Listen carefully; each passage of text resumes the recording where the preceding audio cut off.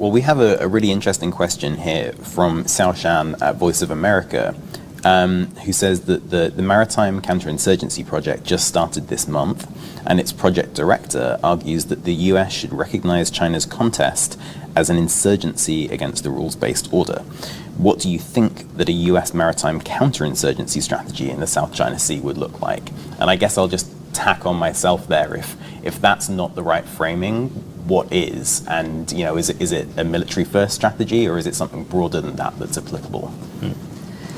So the counterinsurgency project that's being referenced is a new program at the U.S. Naval War College, which is being run by Hunter Stiers, a friend who will also be speaking later this month at the annual CSIS South China Sea Conference.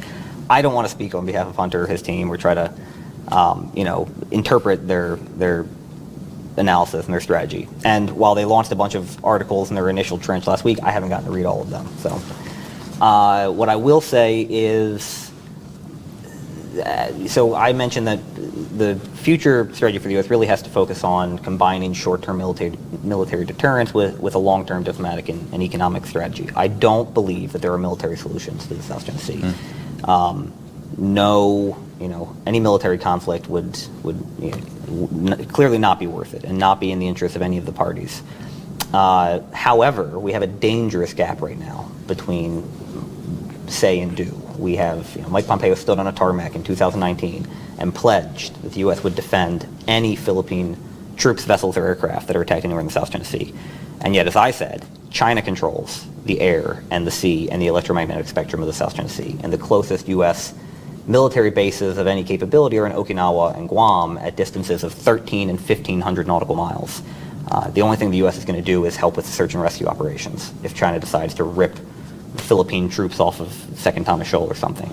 So getting EDCA, the Enhanced Defense Cooperation Agreement, implemented, getting U.S. forces rotating through Philippine bases, getting them training with their Filipino counterparts, and in particular, getting them using land-based fires, giving up on the idea that we're ever going to be able to contest Chinese control at sea within the South China Sea, and recognizing that our only advantage is that we have an alliance network that is better positioned than China's, that the Philippines is closer to all these disputed areas than China is, Japan is closer to the Senkakus and so on.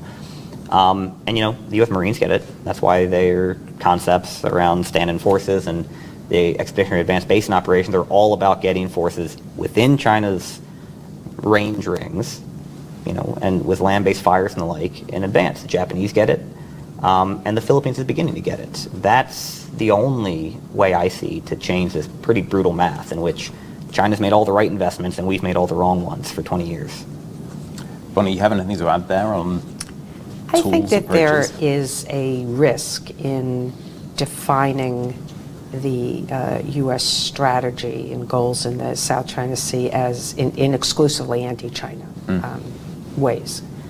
I think that frame has a tendency, at least in some capitals in the region and even beyond, as being seen as putting them in the awkward position, as Southeast Asians like to say, being forced to choose between the United States and China. So they want to see U.S. pushback, absolutely, but I think they don't want U.S. strategy to be framed that way publicly. And so I think putting out positive visions for the region generally is more effective in building coalitions. So we want to build more coalitions, but not call them certainly anti-China coalitions. The Quad is not an anti-China coalition. AUKUS is not an anti-China coalitions.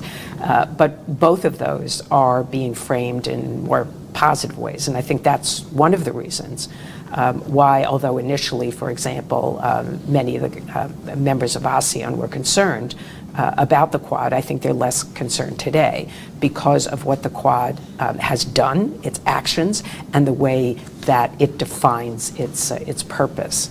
So to me, counterinsurgency is something that we have to do, but I'm not sure we should frame our strategy around that specific goal.